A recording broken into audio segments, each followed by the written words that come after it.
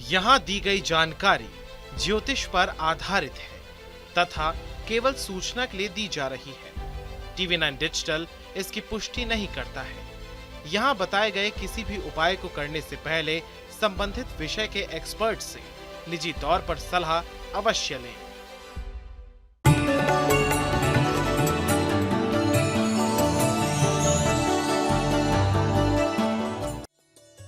श्री क्लीं ह्रीं वरदाय नमः। माँ महागौरी की मुद्रा अत्यंत शांत है। माँ पूरी ध्यान मुद्रा में बैठी हैं। महागौरी की 4 भुजाएं हैं। माँ के सभी वस्त्र और आभूषण सफेद हैं। माँ महागौरी का वाहन वृषभ है। माँ के ऊपर के दाहिने हाथ अभय मुद्रा में है। माँ के नीचे वाले दाहिने हाथ में त्रिशूल है। माँ के ऊपर वाले बाएं हाथ में डमरू है। माँ महागौरी का नीचा बायां हाथ वर मुद्रा में है। देवताओं के अनुरोध पर माँ महागौरी का जन्म हुआ था। भगवान शिव को पति रूप में पाने के लिए देवी पार्वती ने कठोर तपस्या की थी, जिससे माँ पार्वती का शरीर काला पड़ गया। देवी की तपस्या से प्रसन्न होकर भगवान शिव ने माँ पार्वती को स्वीकार किया। भगवान शिव ने गंगाजल से माता का अभिषेक किया, जिससे माता का रूप कुंदन की तरह चमकने लगा, जिसके कारण माता पार्वती को महागौरी कहा जाता है। महागौरी का अर्थ है बिजली की तरह एक अविश्वसनीय रूप। प्रकाशमान महागौरी के रूप में देवी दयालु, स्नेही, शांत और कोमल प्रतीक होती हैं। महाअष्टमी पर घी का दीपक जलाकर देवी महागौरी का आवाहन करें। माँ को रोली, मौली, अक्षत, मोगरा पुष्प अर्पित करें। अष्टमी के दिन देवी को लाल चुनरी में सिक्का और बताशे जरूर चढ़ाएं। नारियल या नारियल से बनी मिठाई का भोग लगाएं। मंत्रों का जाप करें और अंत में माँ महागौरी की आरती करें। कई लोग अष्टमी पर कन्या पूजन और हवन का व्रत का पारण करते हैं। महाअष्टमी पर महागौरी के विधिवत पूजा के बाद कन्या पूजन करें।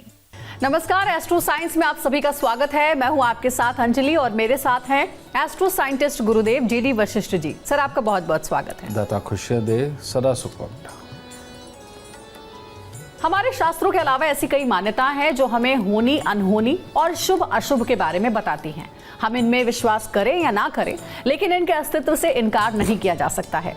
कुछ चीजें प्राचीन काल से ही बेहद शुभ और सकारात्मक मानी जाती हैं, जबकि कुछ चीजें उतनी ही अशुभ। इन चीजों के बारे में जानकारी होने पर आप इनके अशुभ प्रभाव से बच सकते हैं। जानिए 8 बातें जो होती हैं अशुभ या अनहोनी का संकेत। इसके साथ ही जानेंगे आज आपकी राशि का पूरे दिन का हाल भी। तो शुरुआत करते हैं कार्यक्रम की, और सबसे पहले गुरुदेव से हम जानते हैं कि अनहोनी घटना अगर घटित होती है तो उसका पहला संकेत क्या होता है। क्योंकि ऐसा कहते हैं गुरुदेव कि घर में अगर कीट, चूहे या फिर किसी जानवर का अचानक से वास हो जाए तो ये एक तरीके का अनहोनी का संकेत होता है। क्या ये सही है, और अगर ऐसा है तो फिर इससे कैसे बचा जा सकता है? ये सत्य बात है कि जब इस तरह के प्राणी, जिसे कीट पतंगे जो काटते हैं, ये हो जाए, मधुमक्खियाँ भी उनमें आती हैं, या चींटियाँ आने लगे, या छिपकली या चूहे वगैरह आने लगे, तो ये एक बार को अशुभ संकेत होते हैं। कैसे? जैसे छिपकली और चूहों का आना, ये घर के अंदर एक किसी न किसी के दिमाग में घमंडीपना डालता है, लड़ाई वाली बुद्धि डालता है, आपस में क्लेश करवाता है और सोचने समझने की शक्ति को कमज़ोर करवाता है। ये केतु से संबंधित होता है। और ऐसी अवस्था के अंदर जो हम गाय, कुत्ते, कौवे की जो सेवा करते हैं, वो तो हमें इन सारी दुर्घटनाओं से, यानी इन सारी बेकार की आने वाली मुसीबतों से बचाता ही है। इसके अलावा अगर हम कंबल वगैरह का दान करते रहें, ठीक है, जो गरीबों को किए जाते हैं, कपड़ों वगैरह का दान करते रहते हैं, तो इससे बचाव होता है। रही बात कीट पतंगों की, ये शनि की खराबी के कारण आते हैं। और ये जो आपने देखा होगा, कभी ततैया काट जाता है या कभी कोई मधुमक्खी काट जाती है, इस तरह के जब हालात होते हैं तो बहुत ज़्यादा डर ये भी होता है कि कोई जानवर भी कहीं आपको हिट ना कर दे। तो ये शनि की खराबी के कारण होता है। इसीलिए अगर इस तरह के हालात हों और चींटियाँ घर में निकलती हो, तो इंसान को सरसों के तेल का दान मुंह देख करके हर शनिवार को कर देना चाहिए। क्योंकि ये शनि देव अब प्रभावी होने लगे हैं, तो वो भी कोई ना कोई एक्सीडेंट, कोई ना कोई तकलीफ या धन की कमी, ये कुछ भी पैदा कर सकते हैं। और जिसको काटा गया है उसके स्वभाव में खास तौर पे एक प्रॉब्लम पैदा करते हैं कि उसमें गुस्सा, चिड़चिड़ापन और बात ना मानने की प्रवृत्ति आने लगती है। तो उस बच्चे को खास तौर पे सरसों के तेल का दान उसके लिए अनिवार्य है। और इसके साथ ही ये भी कर सकते हैं कि सरसों के तेल का दीपक शनि मंदिर में जाकर के जलाने से भी इस दुष्प्रभाव से निजात मिलती है। गुरुदेव, बचपन से ये हमने सुना है कि अगर कुत्ता रोता है, कुत्ते का रोना शुभ नहीं होता, यानी अशुभ संकेत की ओर इशारा करता है। कुत्ते का रोना आखिर किस अनहोनी की ओर इशारा करता है? कुत्ते का रोना, कुत्ता यानी कि केतु, इसको दरवेश भी माना जाता है। और इसके लिए खास एक बात प्रचलित है कि ये यमदूतों की आहट भी सुन लेता है, उनको देख भी लेता है। और रियलिटी में कुत्ता रोता ही तब है जब गली मोहल्ले में कहीं आसपास में जहाँ भी कुत्ता रोता है वहाँ पर वो यमदूत की आहट को देखता है, ऐसा कहा जाता है। और वो ये जानता है कि अब इस मोहल्ले में से कोई जाएगा। ठीक है, इस तरह की ये मान्यता है। लेकिन इसके लिए हम ये भी कह सकते हैं कि अगर इस तरह के हालात होते हैं तो ये कोई ना कोई बीमारी का संकेत, अचानक हादसा हो जाने का संकेत भी बनता है। ऐसी अवस्था में अब पूरे मोहल्ले को तो उपाय नहीं करवाया जा सकता, लेकिन यहाँ पर आपको जांचना क्या है?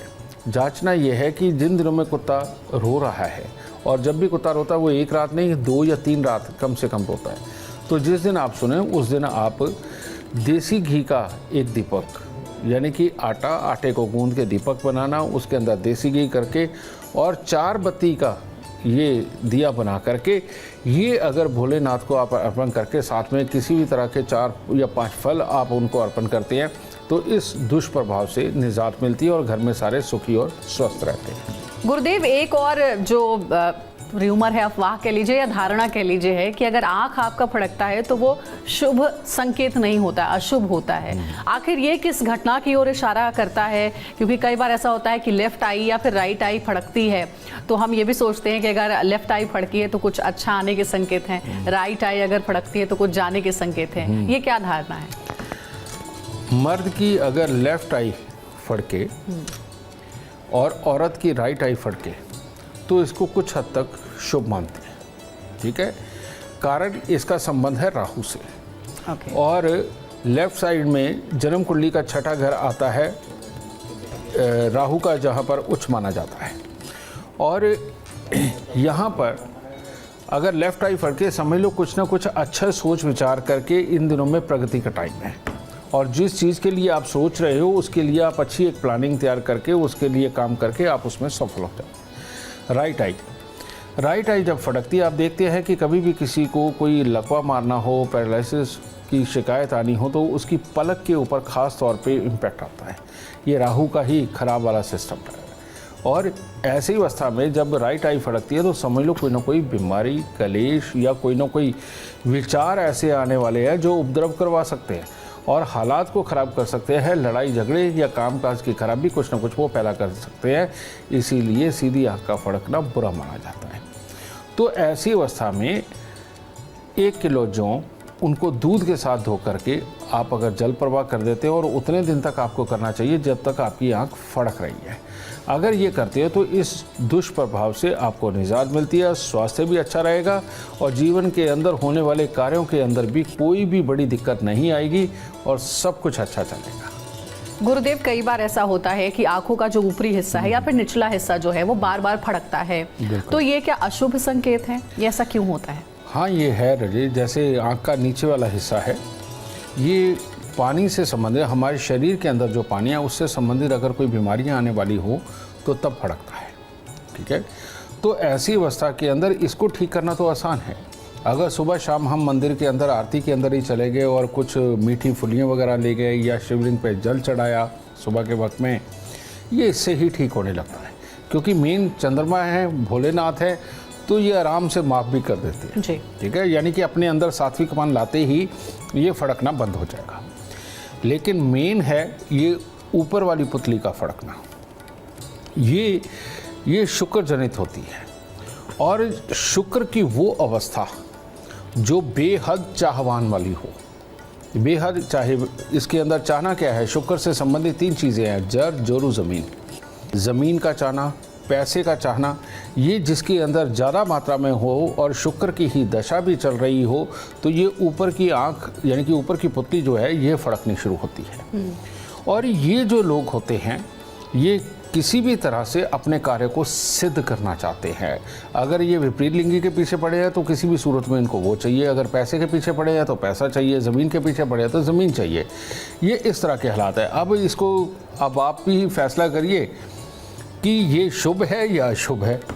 मैं तो इतना बता सकता हूँ कि अगर इस तरह से हो और दिमाग के अंदर बिल्कुल विचारों का भूचाल चल रहा हो और ठहरता ही ना हो और दिन रात अगर सोचता हो, तो ऐसी अवस्था के अंदर माँ लक्ष्मी का पूजन सबसे उत्तम, माँ गाय का पूजन सबसे उत्तम और कन्या पूजन सर्वोत्तम। ठीक है, छोटी छोटी कन्याओं को कुछ ना कुछ मीठा दे करके, लाल चुनरी उड़ा करके, पाँव हाथ लगा करके आशीर्वाद लेना बुधवार के दिन खास तौर पे इस फड़कन को भी कम करेगा, दिमाग को थोड़ा शांत करेगा, आदमी एक नॉर्मल ज़िंदगी जी पाएगा। नहीं तो ऐसे लोग आगे बढ़ने की होड़ के में ये नॉर्मल जीवन नहीं जी पाते। तो फैसला आपका होगा। तो गुरुदेव का ये उपाय आप ज़रूर करें, और अगर आप चाहते हैं कि दिमाग आपका शांत रहे तो ये उपाय आपके लिए बहुत ही अच्छा रहेगा, फलदायक होगा। अगर घर में गुरुदेव ऐसा होता है कि कई बार जिस चीज़ पर आप सोते हैं, चाहे आपका बेड हो या फिर कुर्सी टेबल हो, अगर आप अपने आप टूट जाता है तो क्या ये एक अशुभ संकेत है? साथ ही इसके अलावा घर में अगर कांच टूट जाता है तो ये किस बात का संकेत है? इसमें अंजलि तुमने 2 सवाल कर दिए। एक तुमने बेड कुर्सी टेबल की बात करी, ये केतु से देखा जाता है, और जो कांच की बात करी ये बुध से देखा जाता है। कांच का टूटना लगभग शुभ होता है। कारण ये है कि बुध जब बिन पैंदे का लोटा बनके कोई ना कोई हालात को घुमा रहा हो और बनते हुए कामों को बिगाड़ रहा हो, जब कांच घर में टूट जाता है तो वो काबू में आते हैं और इंसान सीधी और स्थिर बुद्धि के साथ आगे बढ़ कर के कामयाबी पाता है। इसकी एक साइड रख देते हैं। लेकिन ये जो तुमने कहा है बेड, कुर्सी और टेबल, ये केतु की खराबी, ये जब आती है जीवन में तो संतान, पुत्र, भाई और इसके साथ ही जीवन के अंदर जो कार्य कर रहे हो उसके अंदर आगे बढ़ना, अपने नाम का झंडा बुलंद करना, पॉजिटिव सोच रखना, इन सब में कहीं ना कहीं कुछ ना कुछ खराबी ये ज़रूर देता है। तो ऐसी अवस्था में तभी कहा जाता है कि बेड, इसके अंदर से कभी भी चूचा की आवाज़ नहीं आनी चाहिए, इसको पहले ही बना करके रखें। बिस्तर के ऊपर कटी फटी चादरें, दाग लगी हुई चादरें और तकिए के लिहाफ खास तौर पे ये कटे फटे और दाग लगे हुए अगर होंगे, इनमें से धागे निकल रहे होंगे, समझ लो आपका केतु खराब है। और ऐसी अवस्था के अंदर आप मेहनत बहुत करेंगे लेकिन ऊंचाई नहीं पा पाएंगे। मियाँ बीवी में खाम खाई के कन्फ्यूज़न, कोई ना कोई लड़ाई का कारण वो खड़ा होता रहेगा। बेटा तरक्की नहीं कर पाएगा, जो आप उससे एक्सपेक्टेड रिजल्ट चाहते हैं वो नहीं दे पाएगा। भाई के साथ विचारों का मतभेद होगा और विचार दोनों के विपरीत हो जाएंगे। इस तरह के हालात ये बेड, कुर्सी, टेबल के टूटने पे बनते हैं। और अगर इस तरह के हालात हों तो उस इंसान को हर मंगलवार को एक लाल झंडा तिकोना गोटा किनारी वाला लेकर के इसको मंदिर की छत पे लगाना शुरू कर देना चाहिए, ताकि अपने केतु को बल दे सके, सबल बना सके और विचारों को स्थिर रख के हम सीधा सीधा काम कर सकें और बेटे और भाई की तरफ से भी आने वाली जो तकलीफ़ें होती हैं उनसे भी बहुत अच्छा रिलीफ मिलता है। गुरुदेव, कई बार हमने घरों में सुना भी है कि चप्पल अगर उल्टा है तो ये शुभ संकेत नहीं है। ऐसा माना जाता है कि अगर चप्पल उल्टा है तो आपके घर में लड़ाई झगड़े का ये इशारा कर रहा है। क्या ये बात सही है? ये बात सही है। उसका कारण ये है कि जो पाँव की चप्पल होती है ज़्यादातर तो चमड़े की पहले चला करती थी, उसके बाद में रबड़ की भी वो आ गई उस तरह की, और अब प्लास्टिक की भी आती है। ठीक है, तो ज़्यादातर फॉर्म वाली रबड़ वाली होती हैं। तो इसके क्या है, चप्पल केतु से ही संबंधित है, लेकिन इसके अंदर दूसरे ग्रह मिश्रित है। अगर चमड़े की हो तो शनि मिश्रित होता है, और अगर फोम, स्पंज या रबड़ वगैरह से मिश्रित हो तो उसके अंदर बुध होता है। तो ऐसी अवस्था में ये बुध केतु या शनि केतु का मेल होता है। तो ये जब भी उल्टी पड़ती है तो उन दिनों के अंदर ये संभावना रहती है कि कुछ ना कुछ अशुभ होगा, घर में लड़ाई झगड़ा क्लेश होगा, कोई ना कोई बुरी खबर आ सकती है, जहाँ पर यही चप्पल डाल करके हमें जाना पड़ेगा और वो संकेत कभी भी शुभ नहीं होंगे। ठीक है जी। इस तरह के हालात हैं। तो पहला तो इसका प्रिकॉशन यही रखना चाहिए कि चप्पल उल्टी देखते ही सीधी कर दें, और चप्पल जब भी हम उतारें दोनों को एक साथ, यानी कि एक यहाँ अगर उतारिए साथ में ही उसके दूसरी उतारनी चाहिए। अगर आगे पीछे भी उतारते हैं तो तब भी एक संकेत होता है कि पाँव में चक्कर पड़ा ही रहेगा और कहीं ना कहीं भागना ही पड़ेगा, ये भी चीज़ है। और उल्टी अगर बार बार चप्पल पड़े, कारण ये कि बच्चे काबू में नहीं है, ठीक है ना, वो जब भी उतारें और ये चप्पल ज़्यादातर उल्टी हो जाए, समझ लो छोटी छोटी टेंशनें, छोटी छोटी परेशानियाँ, छोटी छोटी बीमारियाँ ये लगी रहेंगी। फ़ौरन 3 दिन लगातार एक काला सफ़ेद कंबल लेकर के माथे पे लगा करके उसको मंदिर के अंदर रखाइए, यानी रोज़ का एक कंबल। इतना भी करेंगे तो ये चप्पल के उल्टे होने का संकेत, जो आपको संकेत दे रहा तकलीफ़ों का, ये ख़त्म हो जाएगा और केतु पॉजिटिव हो जाएगा। चलिए आगे बढ़ते हैं। गुरुदेव, क्या सोने का या किसी भी गहने का गुम हो जाना, खो जाना अशुभ होता है? क्योंकि गहना गुम हो जाना किसी अशुभ घटना और अशुभ ग्रह का संकेत भी होता है, ऐसा कहते भी हैं। ये बोलते सब हैं, लेकिन किसी को एस्ट्रोलॉजिकली इसका मतलब नहीं पता, क्योंकि ये दुनिया के अंदर जितनी भी चीज़ें हैं ये एस्ट्रोलॉजी से ही उत्पन्न हुई हैं और इन्हीं को संस्कार, इन्हीं को संकेत ये बनाया गया है। सोने का गुम होना ये अशुभ माना जाता है, सोने का बेचना ये बहुत बहुत अशुभ होता है, सोने को गिरवी रखना महा अशुभ होता है, ठीक है। जब भी सोना गुम हो, गिरवी रखा जाए या बेचा जाए, समझ लीजिए बृहस्पति देव खराब हो गए। और बृहस्पति देव के खराब होने का, यानी कि 3 नंबर का खराब होने का मतलब अब मंगल भी खराब होंगे। रियलिटी में लाइफ को बहुत ही अच्छी ऊंचाइयों तक पहुंचाने के लिए 3 नंबर और 9 नंबर का बहुत बड़ा खेल है, ठीक है। लेकिन इसके गुम होते ही आपका 3 और 9 दोनों खराब हो गए। और ऐसी अवस्था में अगर आप 3 या 9 नंबर के मकान में रहते हैं तो आपके लिए बहुत घातक हो जाएगा जब सोना गुम हो, बेचा जाए या गिरवी रखा जाए। तो ऐसे में कोई ना कोई बड़ी बीमारी, बड़ा नुकसान, कामकाज की खराबी, ये सब कुछ, और जगह जगह से अनादर झेलना और बाहर के लोगों की और अपने जानकारों की सपोर्ट ना मिल पाना, ये सारे हालात अपने जीवन के अंदर इकट्ठे होने लगते हैं। ऐसी किसी भी अवस्था के अंदर जब ये हो, सबसे पहले इंसान को भाग के, अगर उसके पास थोड़े ही पैसे हैं तो 1 ग्राम सोना खरीद के ला करके अपने जहाँ भी घर में सोना रखता है उस जगह पर उसको रखे। ये काम ज़रूर करना चाहिए। और दूसरी बात, यहाँ चावल, मिश्री और थोड़ा सा गुड़, ये हर रोज़ मंदिर में देना शुरू कर देना चाहिए और लगातार कम से कम 27 दिन देना चाहिए, ताकि ये जो इस वक्त में बुरा ग्रह आया हुआ है इसको दूर करके घर के अंदर सुख शांति और समृद्धि का वास कराया जा सके। और अब अपने स्पेशल एलिमेंट की बात करते हैं अपने आज के वास्तु उपाय की। गुरुजी, एक सवाल है कि अगर रसोई में तवा रखते हैं हम, तो रसोई में रखा हुआ तवा किस दिशा में होना चाहिए गुरुदेव? जब भी आप ज़्यादातर अग्नि कोण के अंदर आप चूल्हा रखते हो, बिल्कुल ठीक है, वहीं पर तवा भी आता है, लेकिन तवा जब गर्म होता है उस वक्त में मंगल शनि का ये मेल चला होता है, क्योंकि तवा लोहे का होता है। ये चीज़ कोई बात नहीं, मंगल शनि ज़िंदगी के अंदर नुकसान भी करते हैं और फ़ायदा भी बहुत करते हैं। और ख़ास तौर पे जिनकी कुंडलियों में मंगल शनि का इकट्ठा मेल हो और शुभ दृश्य हो, ऐसी अवस्था के अंदर उनके पास इतना धन होता है कि वो अपने धन की परवाह भी नहीं करते, ठीक है। तो ये मंगल शनि का मेल ये बेहतर है, लेकिन ये तभी तक जब तक तवा गर्म है, ठीक है। उसके बाद इन दोनों को अलग अलग कर देना चाहिए। कभी भी चूल्हे के बिल्कुल सामने की तरफ में तवा नहीं रखना चाहिए। हमेशा जहाँ चूल्हा पड़ा है उसके या तो लेफ़्ट साइड में जा कर के या उसकी राइट साइड में जा कर के तवे को रखने से शनि मंगल अलग अलग रहेंगे और एक त्रिकोण में रहेंगे, जिसके चलते हुए ये नुकसान नहीं करेंगे। इसीलिए बहुत सारे लोग क्या करते हैं, मांझ धो करके तवे को चूल्हे के ऊपर ही रख करके छोड़ देते हैं।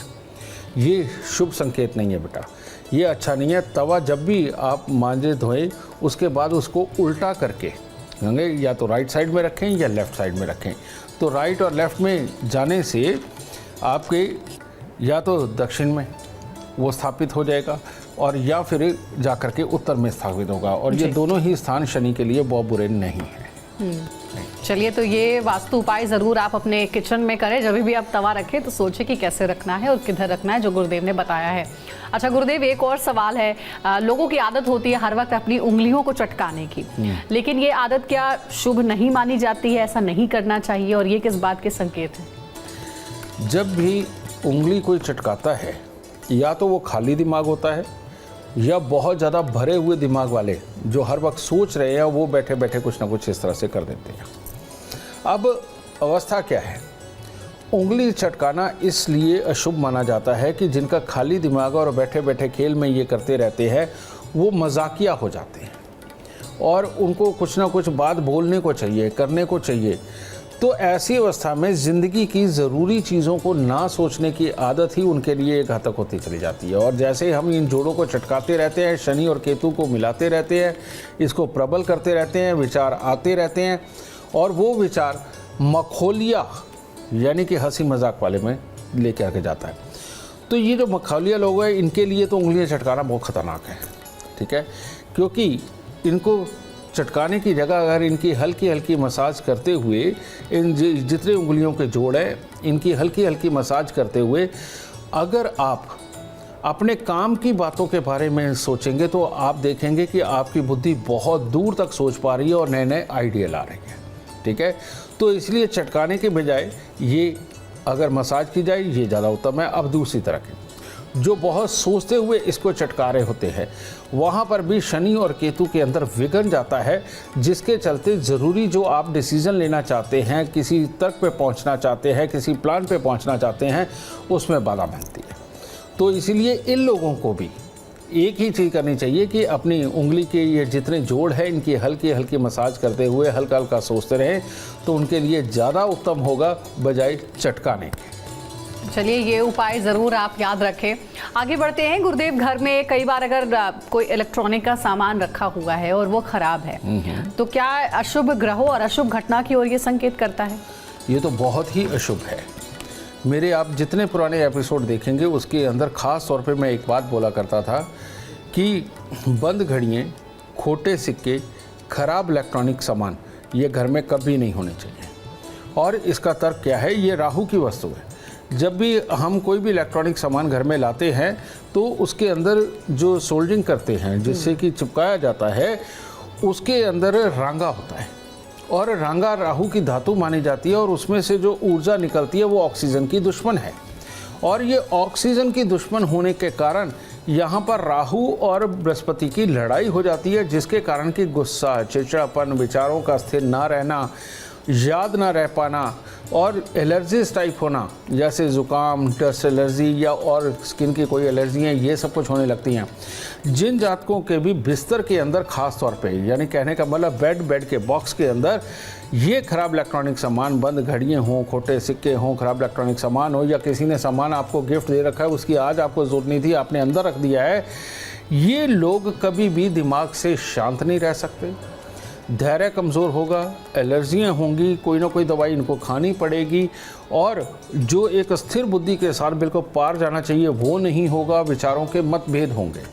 इसीलिए अपने घर के अंदर कभी भी बंद घड़ियाँ, खोटे सिक्के, खराब इलेक्ट्रॉनिक सामान बिल्कुल नहीं रखना चाहिए। और ये रखते रखते अगर आपके साथ में ये चीज़ हो ही चुकी है तो सबसे उत्तम है रोज़ सुबह पानी का एक लोटा या गिलास लें, उसमें थोड़ा सा दूध डालें और 4 दाने चीनी के डाल के जाके बरगद के पेड़ पे चढ़ा के गीली मिट्टी का तिलक लगाना शुरू करें। देखिए इसका दुष्प्रभाव हट जाएगा और बिल्कुल स्थिर, अच्छी और बुद्धि वाली ज़िंदगी चलनी शुरू हो जाएगी। अगर आप जीवन में कामयाबी चाहते हैं, अपार धन और लाभ चाहते हैं तो गुरुदेव के बताए हुए उपाय आप जरूर करें। उम्मीद करते हैं आपको आज का विषय पसंद आया होगा। कल आपके सामने लेकर आएंगे एक और विषय जो आपकी कॉम्प्लिकेटेड लाइफ को बना देगा आसान और खुशियों से भरपूर। अगर आप हमारे गुरुदेव से मिलना चाहते हैं या उनसे पर्सनली बात करना चाहते हैं तो आप कॉन्टैक्ट कर सकते हैं। नंबर है 9999905222।